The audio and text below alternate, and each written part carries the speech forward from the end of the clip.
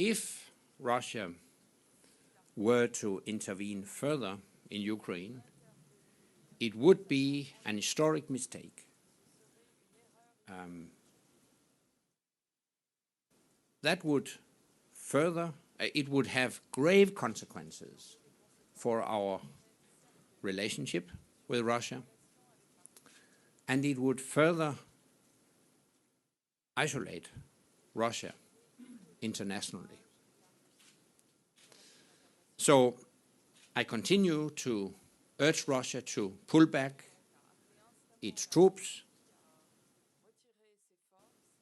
fulfill its international commitments, and engage in a constructive dialogue with the Ukrainian government.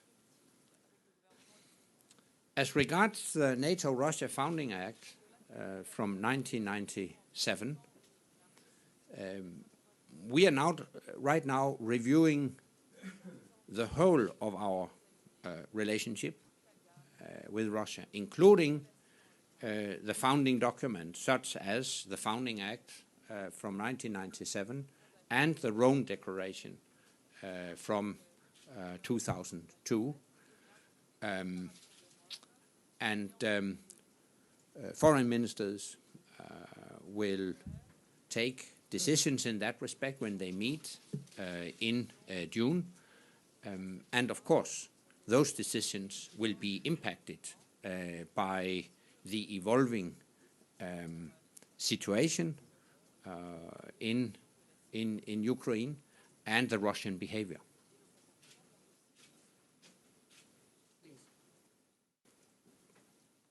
Thank you.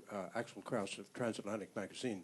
Coming back to the question of NATO and the European Union, President Obama has ruled out any kind of military action, and Chancellor Merkel has said it's out of the question that NATO play a role. So my question is, what contingency plans, if any, does NATO have, contingency plans with the European Union in the event that the situation continues to deteriorate in the Ukraine? Thank you.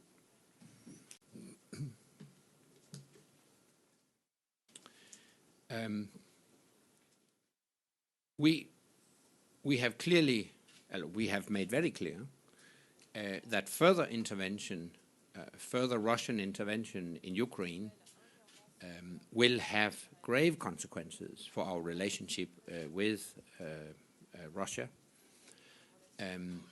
We have taken some steps already.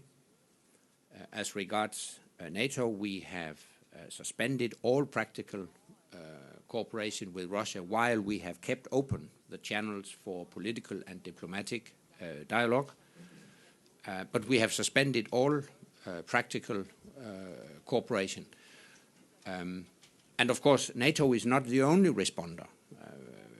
Our decisions should be seen in the context of the broader international response to Russia's illegal actions, including responses from the United States and the European Union.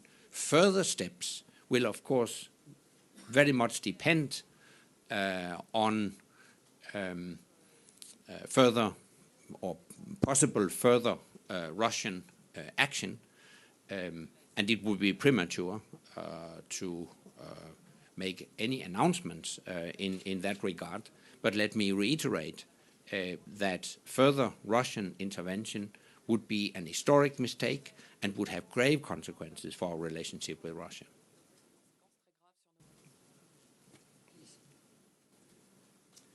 Anita Horza from Defence Procurement International.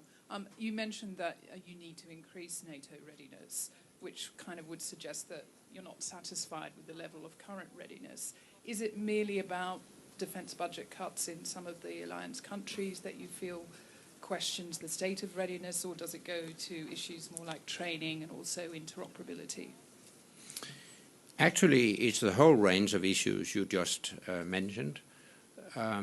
It is about an update of our defense plans, further development of defense plans, an enhancement of exercises, and it's also about appropriate deployments. No decisions have been made yet. We have asked our military authorities to look into how we could possibly further strengthen collective defense. And obviously such steps, whatever they might be, come at a cost. And that's what I have stressed today, that we can't continue to decrease defense budgets if we are to ensure a credible collective defense. We must reverse the trend. In particular, European allies must increase their defense investments. This is an issue that will have to be addressed in the run-up to and at the summit in September. I would expect us at the summit to reaffirm the American commitment to European security, and in exchange expect the Europeans to commit to a fair sharing of costs and responsibilities within our alliance.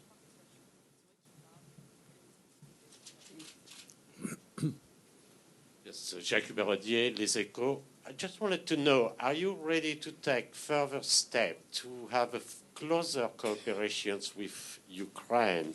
And when I say further step, I mean, will it be very close to a solidarity agreement with Ukraine that we can have, or will it be just business as usual with the Ukraine Council or committee? I would expect our cooperation with Ukraine to continue within the existing framework of the NATO-Ukraine Commission. But it will not be business as usual. Already when NATO foreign ministers met on the 1st of April, they decided to enhance our cooperation with Ukraine. We have, together with the Ukrainians, identified areas where we could strengthen our cooperation when it comes to defense reforms, help to develop military capacity, improvements of the ability of Ukrainian armed forces to work and operate together with armed forces from NATO countries. And we have adopted a list of such initiatives, and we have now started together with the Ukrainians to implement that program. And within the NATO-Ukraine Commission, that program might be further developed, very much dependent on further developments. A few questions on this side, first row, and then Thank you. Christian Fraser, BBC.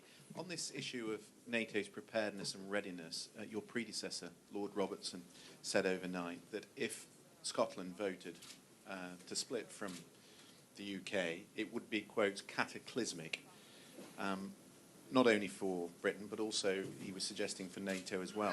Do you see it that way? As a matter of principle, I won't comment on the Scottish situation. gentleman over there at the back, fourth row, please. Pierre Tran, Defence News. What would you like to see France do with its contract to deliver 2 helicopter carriers to Russia? Is it a good thing that the ship will be delivered later this year? At the end of the day, it is a national decision. I'm not going to interfere with such national decisions. And I'm confident that France will make or take the necessary decisions, taking into account all the concerns that have been expressed. And that extends to other equipment, military equipment, armored vehicles, all kinds of military systems which could be used in any other operations. Yeah, but let me stress that such regulations or possible regulations are not NATO business. They are dealt with in the European Union and other fora. These are national decisions, and as I stated, I'm confident that the French government, as well as governments in other NATO allied nations, will take their decisions taking into account the overall security situation and taking into account the solidarity principles within our alliance. I think we have one last question over there. Hi, Greg Viscusi from Bloomberg News. What preparations or contingencies is NATO taking as far as military presence in Eastern Europe? Well, as a matter of principle, we never comment on our defense plans, but I can assure you that we do have all plans in place to ensure effective defense and protection of our allies. On the other hand, it's obvious that the evolving security situation in Ukraine and along the borders of Ukraine make it necessary to review our defense plans and also look into how we could possibly further strengthen collective defense. And that's why we have asked our military authorities to look into that, and we are now in the process of considering such initiatives. So it would be premature to make any statements on that as of today. Thank you very much indeed.